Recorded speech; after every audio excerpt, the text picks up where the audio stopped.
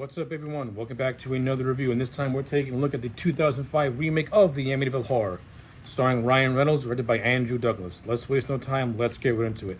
Overall, I don't care for the 2005 remake of the Amityville Horror, even though the Lutz story has been disputed as being utter nonsense and bullshit. Just looking at this thing as a movie, it's just not scary at all. If I compare this to the 1979 movie, just as a movie, not taking account the bullshit that surrounds it, but if I look at the 1979 movie for what it is, which is just a movie based off nothing, it's a good haunted house movie which has a good build-up. It's got good acting. It's intense in some moments. Yes, it could be hokey in a lot of moments.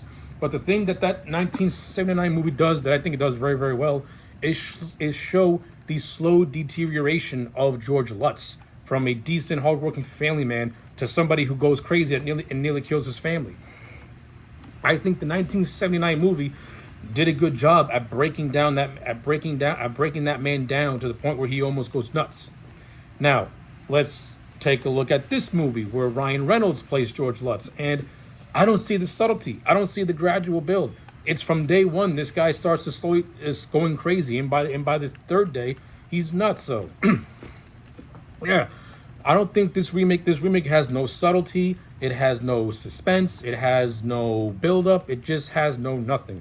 What it tries to pass off as build-up and suspense, I look at it as just time filler and wasting time. There's literally a scene of a kid taking a piss trying to wash his hands, and the movie dwells on it for a good minute and a half of him playing with the sink, and it's just not scary. Then you have scenes that are just like that have that MTV quick cut, and it just looks so bad and so hokey and just not scary. Not only that, this movie has unnecessary gore that doesn't really add anything to the movie. I do not want to see gore in a haunted house movie. I want to see the suggestion of ghosts in a haunted house movie. This movie also tries to lean very much into the whole thing of John Ketchum and him having a connection to the old Amityville house by killing Native Americans on that land, and their bodies and their spirits possessing that land. And all that crap, like that gives an explanation to what's happening, and I don't like it. It's much more subtle if we don't know why things are happening, and it's just left up to imagination. Once you put a explanation to it, it just doesn't become scary anymore. Because now I can just go to my local library and just read up about the house and just move out. So yeah, didn't like that stuff at all. That's not to say this movie is not all the way bad. The acting is decent. I don't really care for Ryan Reynolds in a role like George Lutz, but he tries. I mean, I'm a fan of Ryan Reynolds, but I like Ryan Reynolds the comedian or Ryan Reynolds the action star. I can't buy Ryan Reynolds trying to be scary because it's Ryan Reynolds trying to be scary, and he's not, and he just can't pull it off. The guy's too likable for me to want to hate him. And that's not a fault to Ryan Reynolds, because he's really trying to be as creepy as he can, but it just doesn't work for me. I mean, the supporting cast that surrounds him, they all play their roles well. You know, Chloe Grace Moretz is a standout as a little girl named Chelsea, who was the youngest of the Lutz family. I thought she did a fine job. The two actors who played the two boys, they were okay too. The actress who played the wife, she was fine. You get a cameo by Philip Baker Hall, who plays the priest who tries to bless the house, but then gets attacked by a ghost and he flees like a little bitch. In the first movie, that's actually at the iconic fly. That's the iconic fly room. In this one, it happens so fast. If you sneeze, you miss it. At least in the original movie, there was actually some build-up and some suspense to it. This one, it was just like happened. That's my biggest complaint, is that this movie rushes a lot of stuff with no chance to catch a breath. For example, the opening prologue sees Ronnie DeFeo killing his family. It's done in such a graphic MTV way that it's just not scary.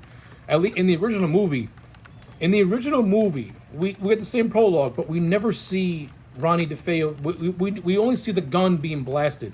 We never see it having any contact with anyone.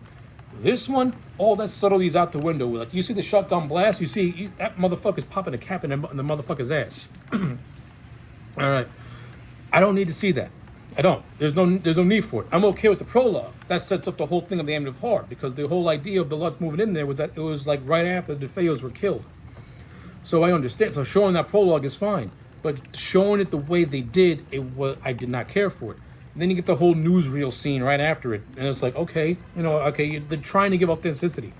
But then once the movie kicks in, it's just a bullshit remake of the 1979 movie, without the subtlety and without the ambiance and without the suspense. And that's my biggest complaint about the 2005 remake.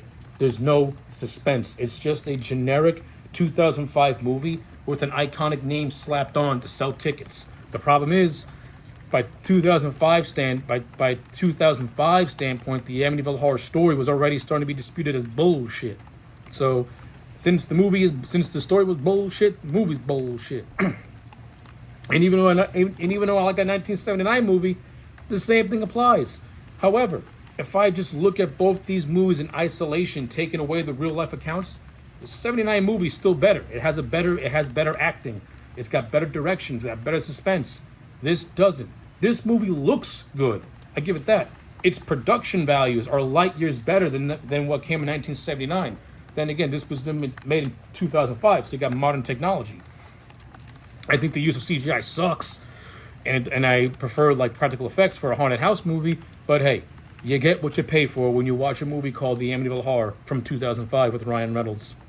So, with all that being said, I'm going to give this movie a solid 3 out of 10. I don't really care for it. I don't really have nothing to say. The acting is fine. You get some decent production values here and there, but the overall movie is just a giant waste of time. It's just not scary. So yeah, 3 out of 10 for 2005 Amityville Horror movie. Let me know your thoughts in the comment sections down below. Like the video and subscribe, and I'll check you back next time for more.